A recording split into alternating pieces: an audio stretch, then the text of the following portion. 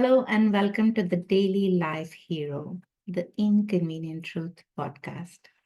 I'm your host, Rachna Khanna, and I want to start by thanking each one of you, especially you, our listeners, for showing up, not just for this podcast, but for yourself, which is so very important to me.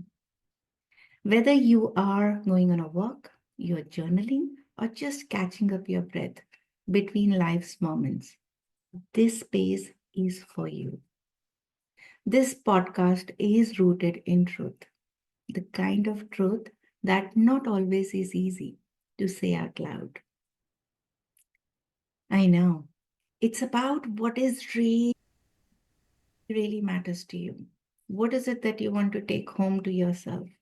To live a life which is authentic, to navigate the daily highs and lows with heart and honesty. It's also a part of larger movement and mission I hold very close to me to touch, move, and inspire 1 million people by 2030. And congratulations to you as well. We are 8,000 plus subscribers now. Please continue to share your love. These podcast is a method, is a way, is a vehicle with our stories, our healing journeys, the deep inner work that we do it. And I call it the ultimate quest. You deserve to know you.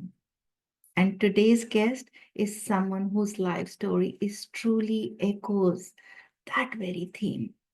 I'm so honored that she's joining us today. She's a beautiful soul.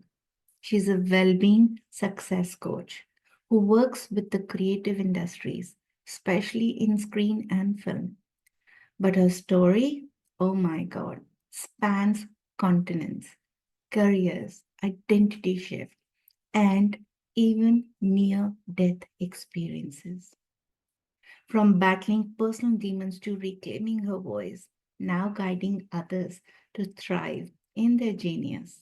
Her journey is one of the transformation, truth, and bold authenticity. Beyond her titles, her life reads a multi act drama marked by deep pain, courageous leaps, spiritual reckonings, and the kind of self discovery that only comes from living fully and truthfully.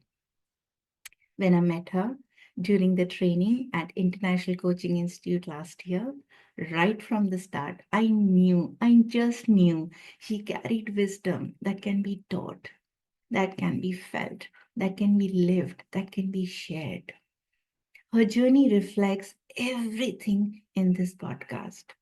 And the ultimate quest stands for it. The inconvenient truth stands for it. The daily life hero stands for it. Her emotional resilience, self reclamation, and the fierce beauty of becoming who she is going to be shared in this podcast. Without further delay, I want to welcome Andrea Buck. I'm so excited to welcome her in the Daily Life Hero, the Inconvenient Truth. Hello, Rachna. Andrea. Wow. That's quite an introduction to live up to. Thank you. Oh, thank you so much, Andrea. I am so happy and excited that you're here today. Thank you so much. I'm so very grateful. Your mission is worth supporting, Rachna. It's Thank you beautiful. so much. I truly respect that, and I do hope, and I'm trusting that you're going to enjoy this. Thank you. Me too. Awesome. As we know, the journey that you and I are on is an inconvenient one. Yeah. Andrea, your story reads like a screenplay. I've seen your TED Talk, and there was so much to just absorb in that moment. It was wide, it was rich, it was courageous. If you had a title, the current chapter of your life, what would we call it? What would you call it? I would call it a beautiful work in progress Oh, love that. because I haven't resolved anything really yet, Rachna, other Mm. than a very deep appreciation that the purpose of our life is to experience it Mm. in our way and through our authenticity, but that it is, excuse me, and it is continually unfolding, yeah? The only time your story ends is when your life ends. And I really know that wherever I am now, it's only where I am now, and I'm continually learning and growing and becoming. So who I am tomorrow is going to be different. Yeah. That truly touches my heart, Andrea. Do you mean in your personal life? How is it to be a daily life hero? How is it to live a life which is inconvenient? My life is inconvenient. Inconvenient. I don't think it was meant to be. And I don't really think of myself as a hero, and I really think about you are a hero to others. I know we talk about the hero's journey, and I know we talk about heroes so much in screenwriting and in story writing. And really, what that means is that you go on journeys and adventures, you take the hard road, you walk the unbeaten track, and you learn stuff. And you only become a hero when you take what you've learned and you share it with others so that they don't have to do the same. Maybe they'll work a similar path, but it's like that thing of standing on the shoulders of giants, that we each get to be better by learning from others. And when you take your challenges and your struggles and you have the courage to stand up and give them to other people, that is what makes you a hero. That is deep, and I'm very curious now, Andrea. First of all, I want to acknowledge you.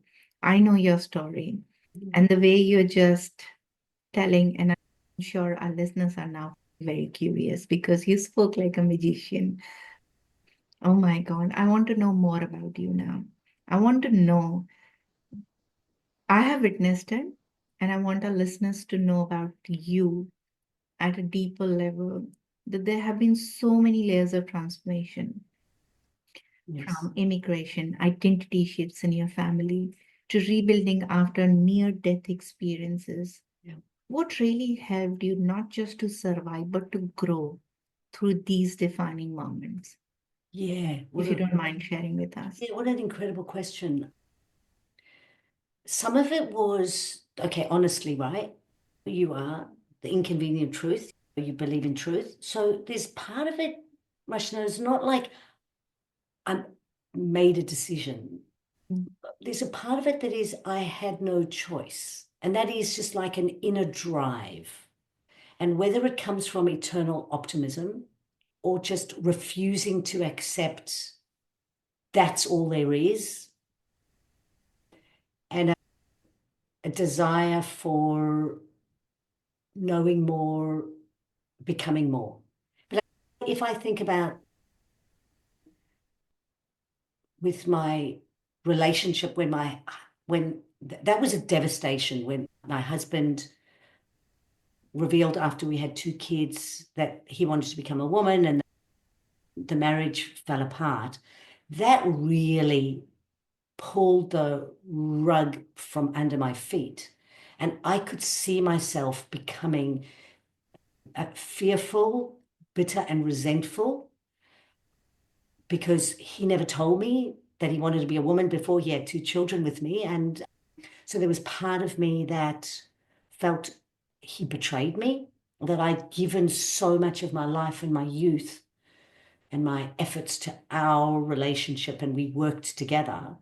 But for that, it was like a real reckoning when I felt myself in my body carrying this resentment and this fear. It was almost like a tingling of anxiety throughout my body. And I was so clear, wow, this is how people become sick. This is how your emotions metastasize into illness in your body. And I will not have this.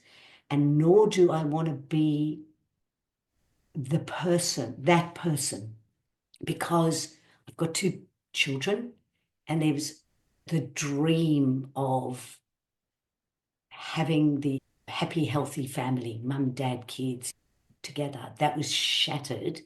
And I found it so difficult to accept that. And I walked around the streets with a mantra to try to shift my identity, going, I am a single mum. I am a single mother. I'm a single mother. I just couldn't believe it. But I had to believe it and I had to accept it. I couldn't understand why my husband would risk such a beautiful, gorgeous family, such a connected.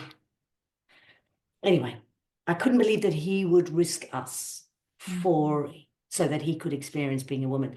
But I had to accept. I don't understand, but I'm going to have to accept this. And there was a big motivation in that was I'm doing this for my children also. Like I'm going to carry, it wasn't only my children, was it my children and all the rest of the family around us. I knew the statistics. I knew that 50% of transgender people attempt suicide. I knew that my husband was a really good person, adventurous, joyous, clever, deeply creative, good-hearted, and yet this is happening. So it was bringing along his family, our friends, my children, my family, to make this situation be tenable and okay, and hopefully grow to be something that is actually great. So there was so much that I wasn't doing in that scenario. If I'm going to be truthful, Rachna, I didn't do it for me. It later on, after a while, I did collapse. And I ended up on antidepressants for 3 months. I would take the kids to school, I'd get home, and I would just crawl into bed and just lie in bed until it was time to pick the kids up from school. And that got really scary. So for 3 months, I went on antidepressants and then I was fine. But because the motivation in that was for others, I wasn't caring for myself through that time. I was not looking after my emotional, physical, mental, spiritual health. I was just holding it together for everybody else. And it was only later on I realized, hang on a moment, I'm going to have to start thinking of myself here. And then there was a new journey once I'd made it all okay for everybody. And then with my brain aneurysm, the reinvention there, what kept me going then was, well, it's such a long journey from brain injury. So it starts off just an animalistic will to survive. And then afterwards, whether it was delusion, denial, what was I, stubborn? It's just like the doctor said to me, the way your brain is after 2 years, that's where you're going to stay. And after 2 years, I was still really not okay. So I just refused. I was just like, no, I just didn't believe it. I just refused to believe it and I refused to accept it. So I just did brain training. I just did rehab for years. And look at me now, nobody would know. Nobody would know. Yeah. I'm finding it very hard to express in words because there are no amount of words that can express. I'm so grateful in this moment. Your journey,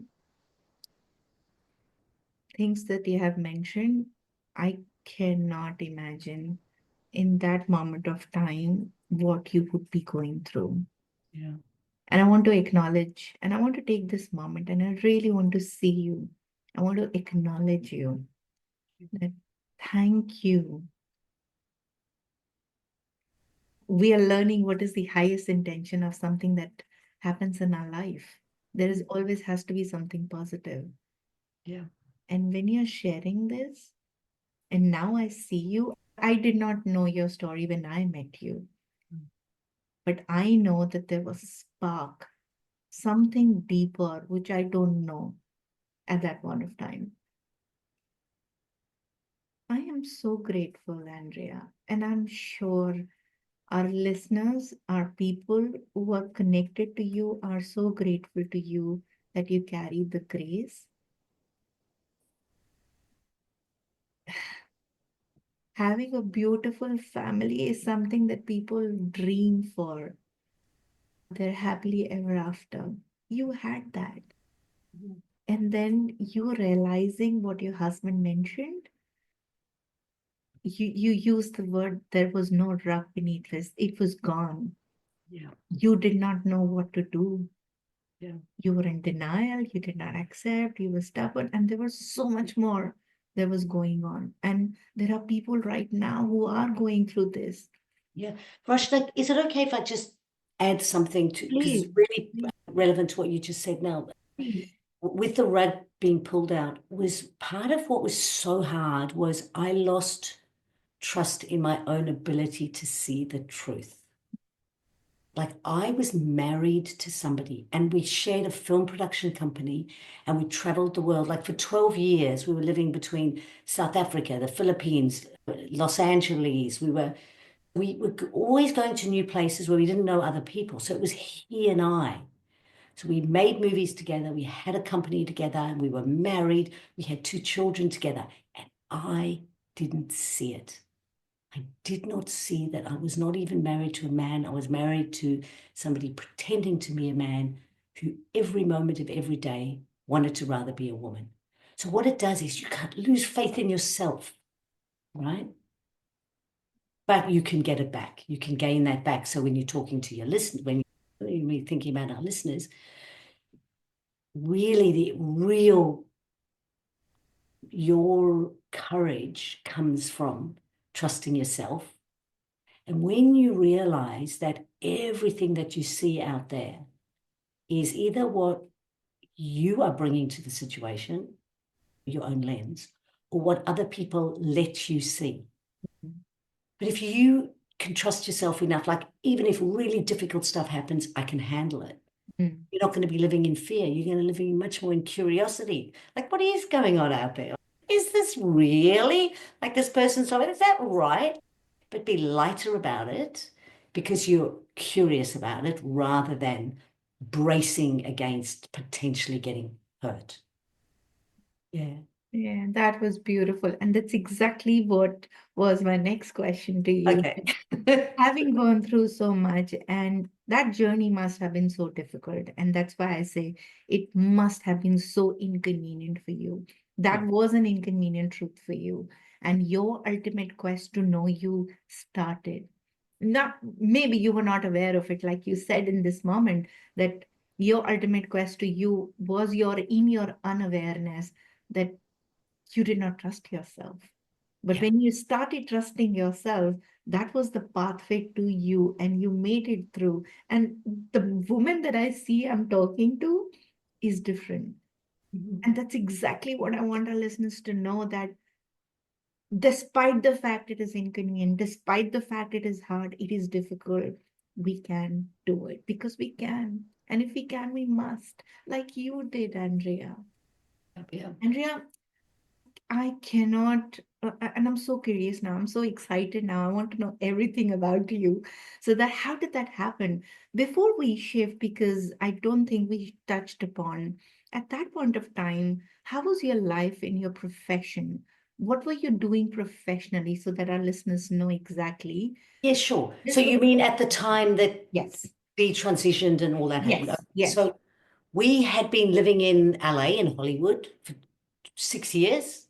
We, after my second child was born, I decided it was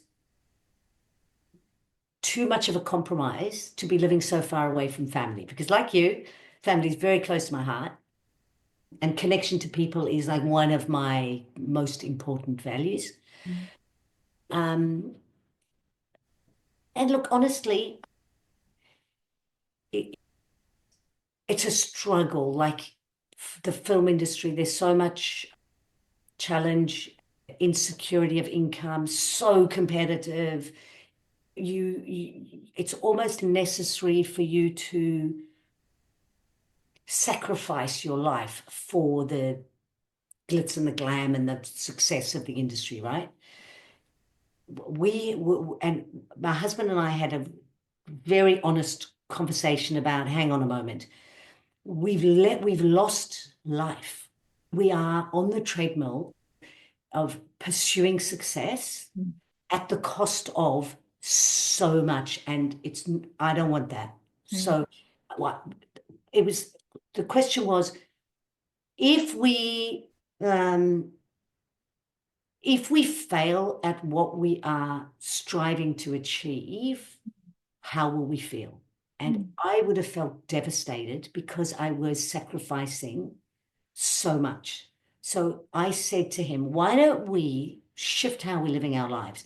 I'm amazed now, Rachna, because this is like so many years before I had even heard of life coaching. So I think it was quite a profound question, right? And I've forgotten about it, except now that you've asked. I've just reminded myself, well, thank you. That was a pretty good question. But what it was, okay, how can we live our lives while we're striving for the success of as movie producers, Mm. such that even if we don't succeed, we're not going to be regret the path we took. Wow. So you live your life along the way, Mm. right? We decided we got to give up LA, let's move to Australia. We had a whole slate of films that we were developing, Mm. that we'd written the scripts, we were trying to put financing together. Anyway, that's what they call developing in the movie terms. Yeah. And we would take that slate, we'd bring that slate over to Melbourne, where my mum and my siblings and where my people were, because he was South African, so we weren't going to go back there. Mm. Um, so then we could just keep doing what we're doing, but live life at the same time. So what that required was a 3-month separation. So I brought the children here. We moved in with my mum while we waited for him to sell our house and get Australian immigration, because Mm. he was South African. So in that 3 months, I was here waiting with the 2 little children. Mm.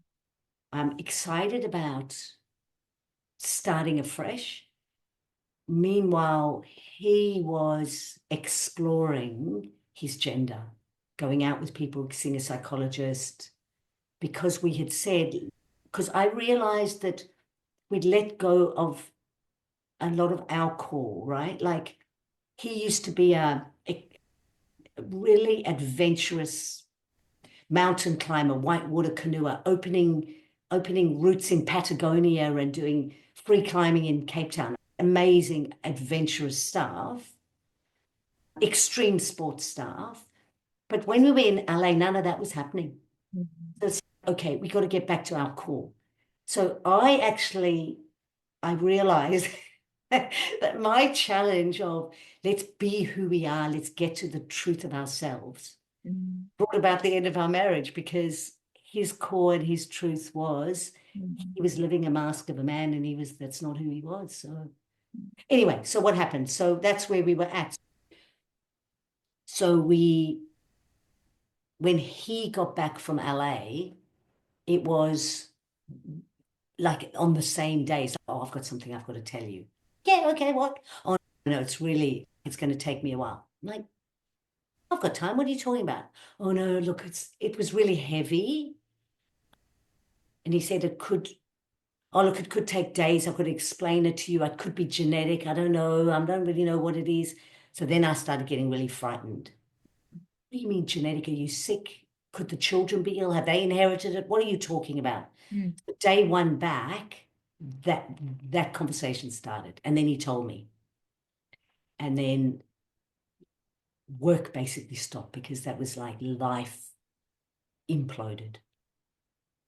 So then neither of us were working actually for a while. Yeah. Yeah. Mm.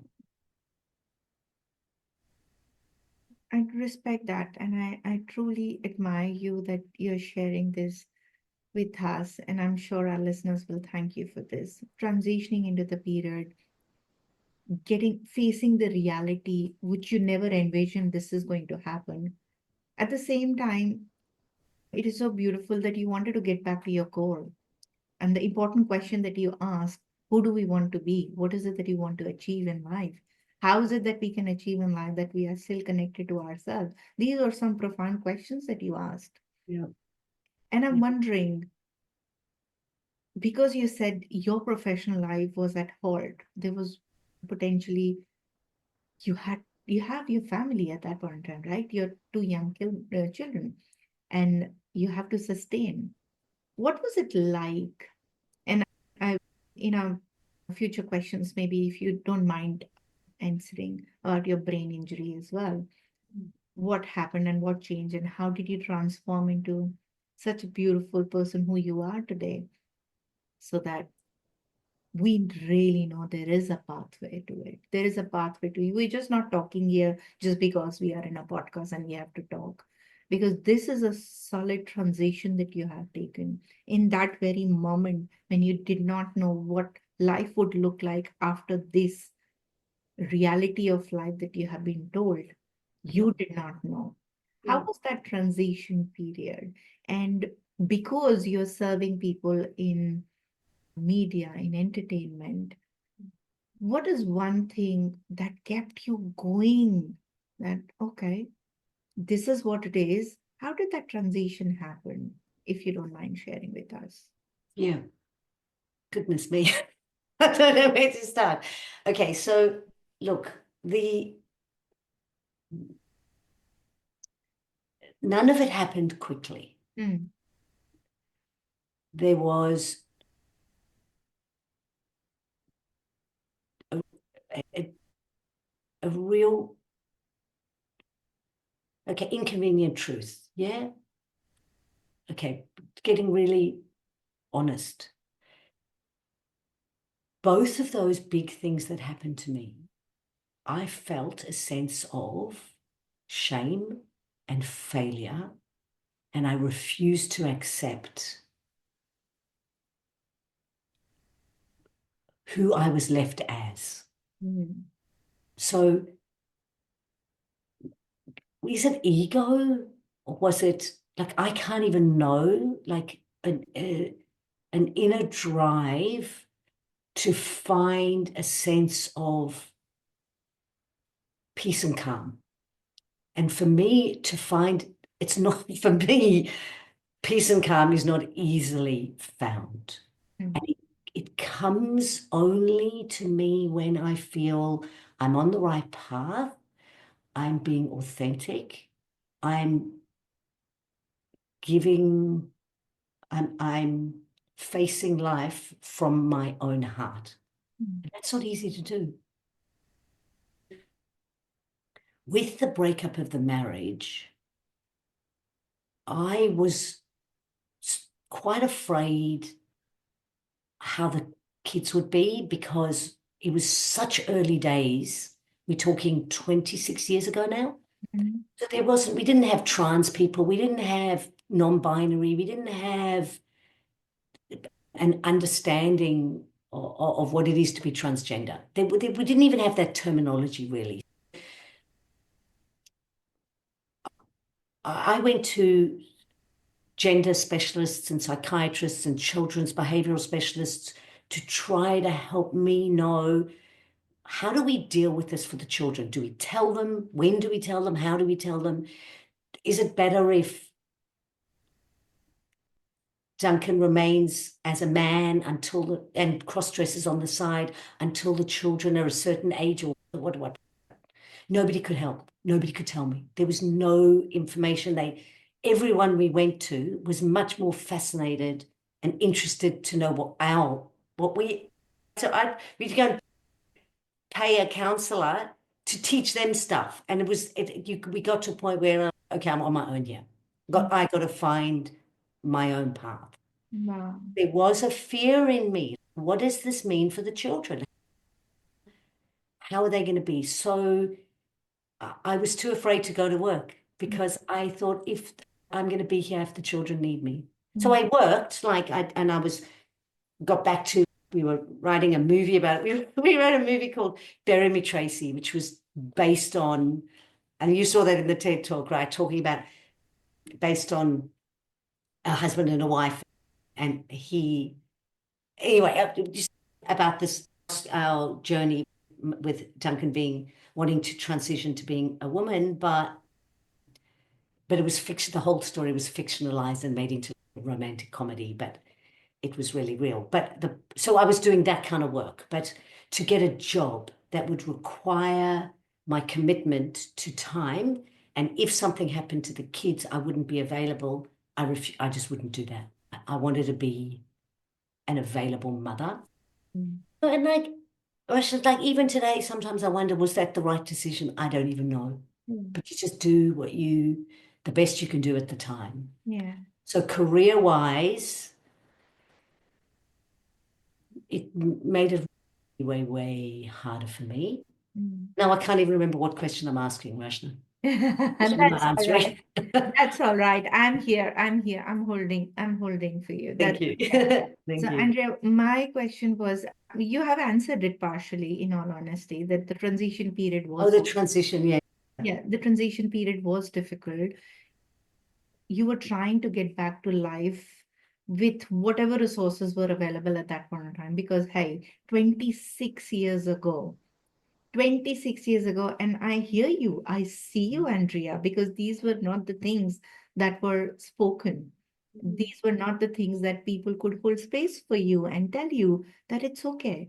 We will find a way. If there is no way, we will make the way. I get it. I totally get it. But no, that's like the professionals, right? The Mm, professionals were not able to help. mm, But friends and family, mm, whole other story. mm. Yeah. Even though they might have wanted to understand, I had actually my fathers, two fathers. I've got a stepfather and I've got a father. Mm, Both of them were, you have to do not allow him to see those children ever again. You break up, you split, just like he can't have his cake and eat it too. He can't. And I had to just totally ignore them. But other than those two men, my mum, my siblings, my friends, the school, everybody was so genuinely supportive. So then mm. when I say about community and about connection, how important that is. The part that I think people would be reluctant to talk about is the shame and the humiliation. Yeah. I'm not saying I was deserving of it or I should have felt those things or it was, but I did, okay? The same thing happened with the brain injury because before I had my aneurysm, okay, dear Duncan and Duncan, I'm going to now start speaking to as D. We're not supposed to use dead names. There's all this politics around it, but whatever. When we were married, I was married to a man called Duncan. I am now in a very deep, meaningful, non-marital relationship with the father of my children, who is a woman, and now she's called D. We still work together. We've created a big happy family, like my new partner and her great friends. They do stuff together, even if I'm not around. It's fabulous. It's absolutely fabulous. But I'm talking now about humiliation and shame and humiliation. Dee and I were working together. We made a movie called The Jammed, which ended up being a massive success all over the newspapers.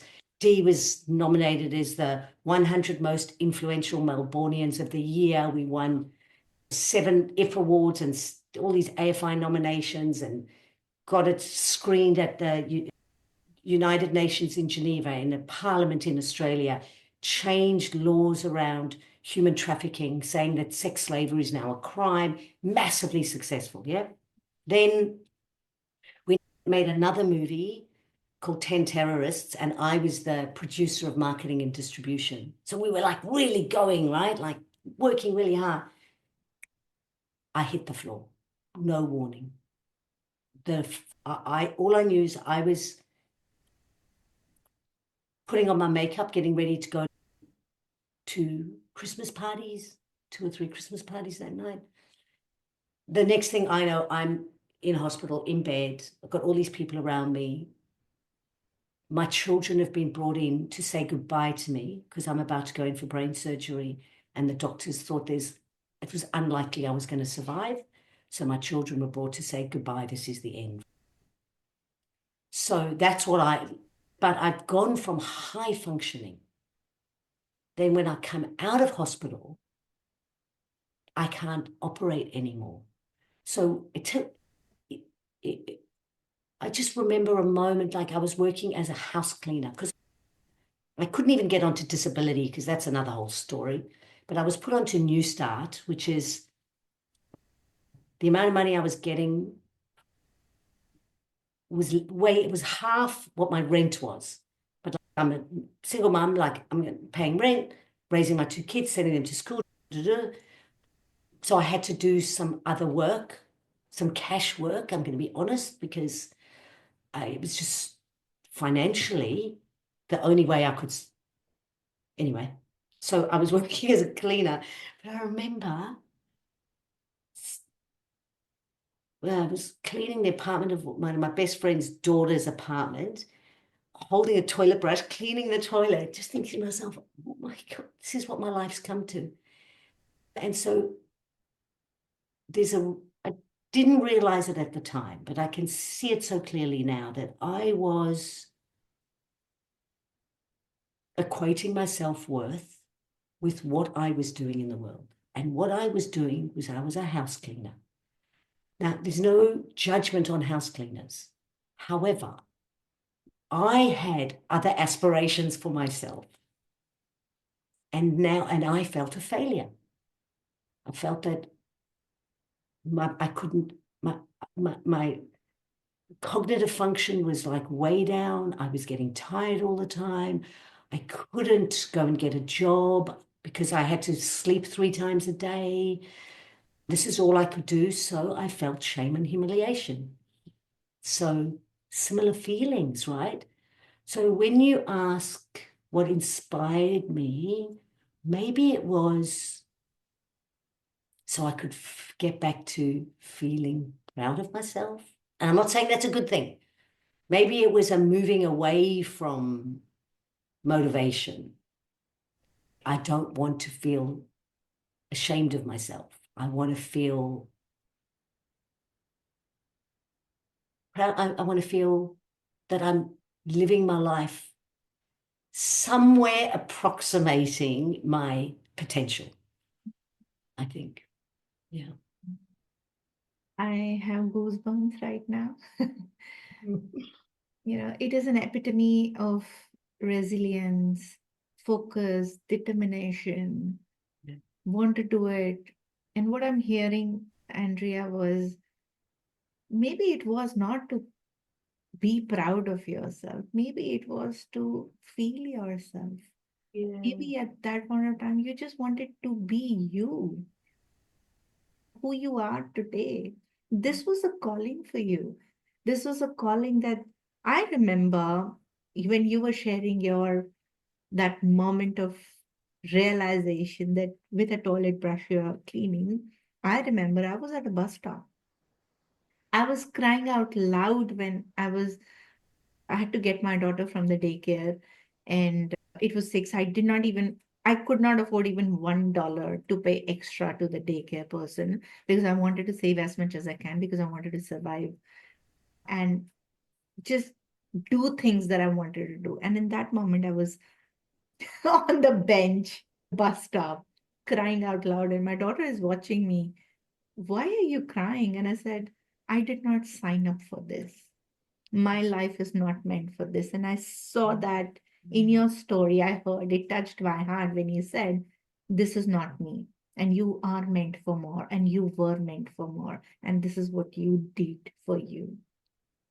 And what I see, I hear, I feel it for you, Andrea, is that was your calling, that you wanted to do despite the fact you were successful, you were everything. But you know what? Your body is very smart. Your body exactly knows when to stop you. And there Yeah. was no other way that it could stop you because you Well, were just on a rush. I want to do this. Rachna, it's so funny you say that because I have now a belief that resilience is really important. But there is there is a wisdom between resilience and insanity. Mm. Actually, I'm running a webinar next week called Stop Spinning Your Wheels, the difference between perseverance and insanity. Because of the Einstein's insanity is doing the same thing over and experience, Yeah. Yeah. right?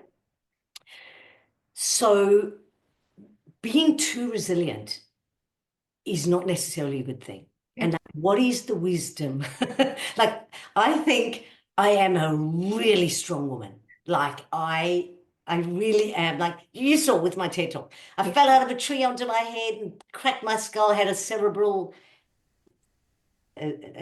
bleed. I had malaria of the brain, and that kills lots of people. And I survived that. I've been in the earthquake in the Philippines. I've had my house struck by lightning and burnt to the ground. I've had, oh my, at my wedding, it was the joke of the wedding. People give up speeches like, because I was in hospital 3 days before with cerebral malaria. They were like, she's never going to be able to get married. But of course, there I was. Nobody would be able to tell, getting married. Like, so I think what you just said about listening to your body, I didn't. And I powered through. I was so strong and so resilient. So when a higher self is tapping me on the shoulder, going, "You're not living your true path. You, here you go again." And I'm like, I'm not listening to you. I'm not listening to you. So I do think, what is that saying?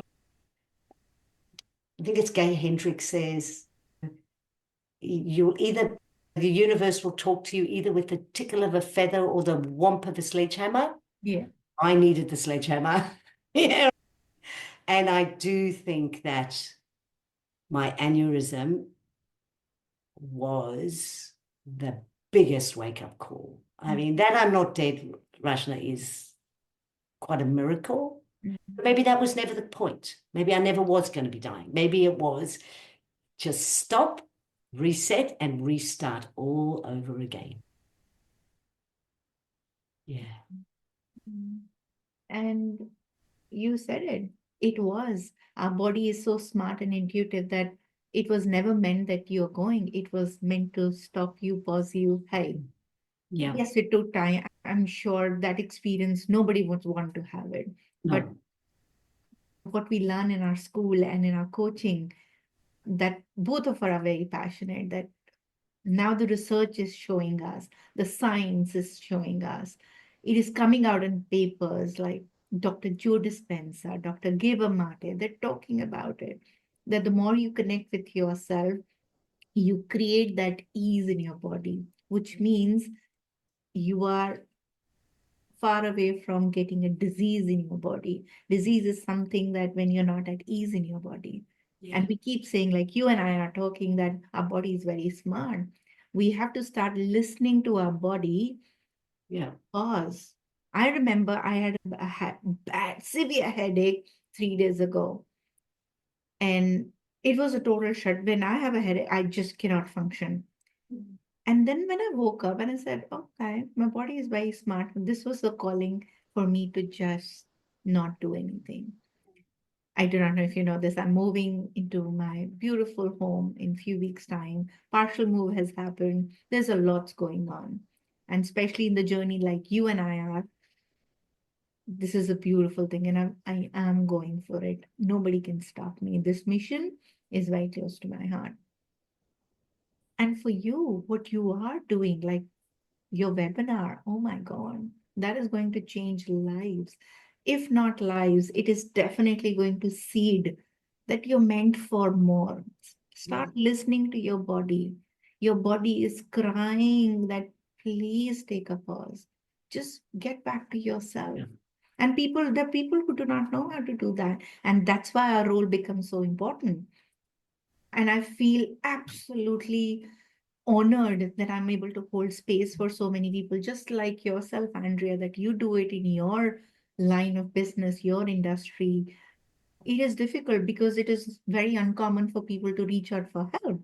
And Yeah. now you are there, it is upcoming. I would love you to talk about how do you reach out?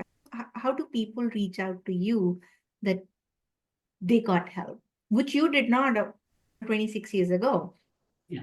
And you're not talking like non-approachable things. You're talking something which is science backed, research backed, Yeah. and you have been through that. And Yeah. that's beautiful. You we get to see you. So I would love you to touch upon that if you can. Okay.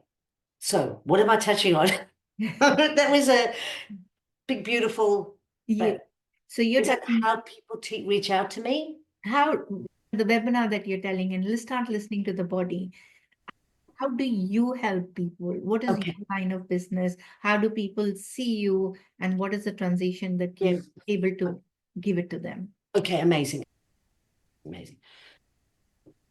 I'm just going to say in very practical terms what my work is now looking like, and then I'll just mention a little bit about like what happens within there. I've got a company called Successful Creative, and it's a coaching business where I do one-on-one coaching and I also do group coaching programs. But to be clear, in my view of the world, we are all creative. Mm, So it's to live your life through curiosity, to live your life in such a way that you know that you are the creator of it and you are writing your own stories. So it's not only, I'm not only wanting to love and support and create people in the creative industries. It mm, just so happens that in practical terms, I understand the structures of the industry and I understand the particular challenges that people in those industries face. mm, But but my work expands beyond, because I think that if everybody can enhance their life if they're able to tap into their own innate creativity. And that doesn't mean they have to paint or draw or make a movie, mm, right? It mm. is about how you approach life Yeah. with an open heart and open curiosity and problem solving of any kind. That is you drawing on your innate creativity and your imagination, right? And you Mm, look at all the work like Joe Dispenza's work and I mean, look, anyway, just so many people, we talk about creative visualization. It's mm, like you're actually creating your future through everything that you do right now. mm, And how do you know what future to create? You imagine. It manifests into creation through what you think and feel in the moment. But in very practical terms, okay, so I've got Successful Creative, and I do one-on-one coaching, I do group coaching. Then I'm also a teacher at Compton Learning, which is a sort of like a business school for the creative industries. And I run a free monthly webinar called Life, Art, and Wellbeing. mm, Everybody's welcome. mhm, Um, that's every month, and we talk about lots of different topics, interesting things like we did a beautiful one called a dopamine dive for creatives, mhm, but how much our lives are controlled by dopamine and how when you find healthy sources of dopamine, it totally transforms your life. mm, I run twice a year, I run a half-day workshop called Clarity and Direction, which is about it's um, categorizing your life through your meta values and then working out where you're at, where you want to go, and what kind of emotions you want to encourage into those different areas of your life. It's really life transforming in just a half day. I've got that coming up on the 21st of July. I run a 12-week group coaching program called Genius. It's about basically each of you unlocking your own personal genius. Yeah, so it's quite a bit. I've just done a contract, which is finished now, which was being a wellbeing coach to high-end television, like on set, helping the crew mm, as a wellbeing coach. mm, Uh, yeah. And I think that with all of the work that I do, it's through my life experience, one of the big things for me is to get into a space where you let go of the outcome. It's a paradox, right? Because you want to have a goals or a vision of your future life that you want to work towards, but it is about embracing and enjoying the process, Mm. right? So, you know what I was saying before about when we were in LA, and I said, if I want to, I don't want to regret the choices I've made for the purpose of the goal. Do you know what I mean? The goal is not the purpose, actually. You Correct. set a goal, but it's the journey is the purpose, right? Yeah. So there's so many, we've got all these different coaching models and techniques that we use, but really it's about being with people for them to have authentic expression in the world, whatever that is to them, Mm. so that you're living your life as your soul. And I'm not even speaking from a spiritual perspective, yeah, but it's really like it's your soul's authentic expression for this fleeting moment on this planet. And how do you help people be that at the core? Wow. Yeah. Beautiful. That is beautiful. And I'm sure I am grateful, and I'm sure there are so many listeners out there would be grateful to get in touch with you and enjoy the sequence of webinars and the coaching programs that you offer. I was wondering, just so that it connects with our audience as well, when you mentioned a while ago that you wanted to shift, you wanted to change, you Mhm. wanted to follow your aspirations because you knew that you're meant for more. Yeah. And now you are who you are, what you offer. I want you to tell us, if you can, how was that journey? How did you find your home to yourself? What was that quest look like? Because as I'm all about ultimate quest, one of the things that I explore in the program is you deserve to know you. It's a journey from emotional disconnection to deep self leadership that you did.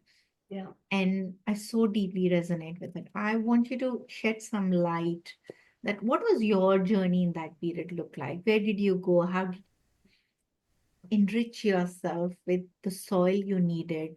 And you became a beautiful fruit that you are today. Oh, see, it's such a journey. Like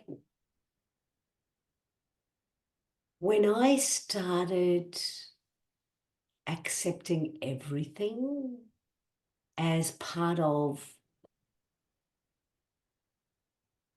the story of my life. Like when I started opening up to everything around me, I started, then I get to see that it's not only wisdom, but there's beauty in the challenges, the failures, the sorrow.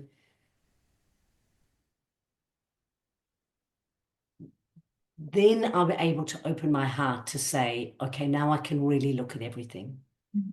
because I have felt a lot of shame and disappointment. That's if you look at even that word like that disappointment. I remember having a realization just the other day. I was in a conversation with somebody, I think it was another coach, right? About I feel a little bit, there we go, judgment of myself Mm. for being disappointed because I'm like, oh my goodness, is this, am I like so privileged? I think I should be so privileged. Who am I to be disappointed with this life that I've got? Mm. I've got two beautiful children. I'm in another beautiful relationship. I've got family around me. I'm living in St. Kilda. I get to go down to the beach every day. I've got so much, and yet I'm disappointed.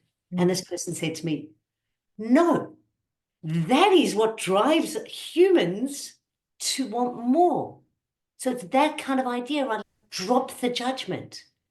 It's okay. It doesn't matter how much you've got. It's okay to want more if it's part of your authentic expression. If you're not like downtrodden people, because like I know I am a very kind person who like cares about the planet and animals and other people, right? If I want, however much more I get, I'm going to have a bigger positive impact because that's what matters to me. And Rachna, the all of this stuff though coming to conscious awareness Mm, has been through the coaching journey. mm, I came to coaching having never done any personal development. Like it mm, was all brand new to me. And it's been really quite challenging. Because you have to do all this own inner work. You mm, start recognizing amazing things you might have done in the past, but it's been blindly or unconsciously. mm. And to be honest, I reckon it's only just beginning. Oh, I'm only like we are doing now quantum coaching and that whole idea about duality and reaching for everything is one and there is no judgment and there's good and bad in everything. okay. Challenging, nuanced, but oh my God, so beautiful. So just the beginning, Rachna. Absolutely. And thank you so much, Andrea, for touching on this because I know my life transitioned when coaching happened. I Very did good. not believe in coaching. In all honesty, I did not even know what coaching I is. didn't either. I didn't either. Yeah. It was a new concept for me. And like many other people who would say, who does coaching? And then when I got connected with a beautiful soul, my beautiful coach, and oh my God, my life transition. And this is my calling. This is my passion. This is what I do day in. This is what I dream about. It and yes, so much so it scares me. That, oh Really? my Wow, God. that's great. That's exciting, Rachna. And my scare, the scared version of me is standing right here, right now with me. And I look at that scared part of me and I said, you know what? I'm not stopping. I'm moving forward no matter what. You coming with me? Yeah. And just doing a high five and just moving forward no matter what happens. So this is what I get from you. This is just the beginning of the beginning. Yes, it is hard. Yes, it is inconvenient. But in that inconvenient, like you said, your purpose is not to achieve the goal. Your purpose is your journey. How is it that I can find purpose in everything that I do? That's the goal, Yeah. not the goal in itself. And I truly appreciate that you have spent so much time with us. And I think we have to do another podcast to understand what you beautifully touched upon meta values, what you touched upon, Mm. how values can change you, how deeper work can make you a whole another level of person that you can be. So thank you so much, Andrea. I really appreciate that you spend this time with us. I There's only one thing that I want to ask you. Is there something that if our listeners wanted to connect with you, where they can find you, how can you support them? Yeah. What are the ways and means that they can find you and just Yeah, send right. an email or Facebook? You know what? I really am a very open person. Mm, So I'm not going to hide my contacts from people. I don't know, I could send you links to things, but yeah. really I have got a website and I've got successfulcreative.com.au and Mhm. on there people can just reach out to me. I'm always willing to take a call, book a 1 hour on Zoom with people if they want to explore coaching, whether they think it would be something for them. But then also I've got my things like life, art, and well-being monthly, every month. You start to get to know people free webinar where it's yeah, it's always gorgeous people. But probably the first thing is easiest to just go onto the website Yeah. and or I'm happy to send you my email as well. It's my name backwards, buckandrea@gmail.com. Beautiful. Yeah, it keeps it nice and easy. Yeah, yeah. Yeah. And don't worry, listeners, you don't have to type this all. I have this all information on our YouTube channel and Spotify, so you don't have to worry. But thank you so much, Andrea. And one last few thoughts, if you don't mind. How do you think that your future self, the version of Andrea who has fully lived her truth as we speak, could say one thing to our listeners that could just shift their mindset and they say yes to themselves? What would that thought be?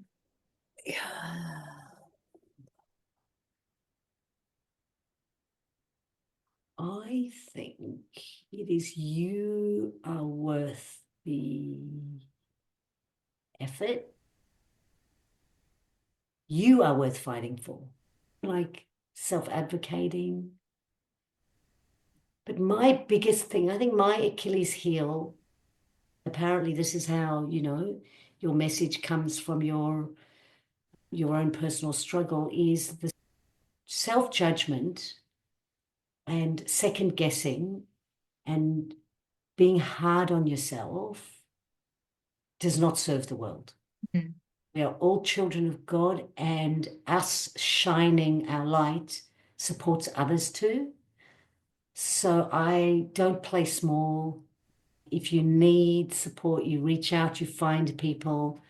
Even if you cannot see your own genius right now, chances are other people can see it in you. So be around people who light you up and hold you up. Wow.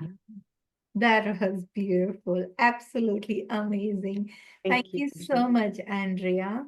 Remember, guys, Andrea is a well-being and success coach, serving mostly anyone who can be in touch. Like she said, she's an open person and open doors.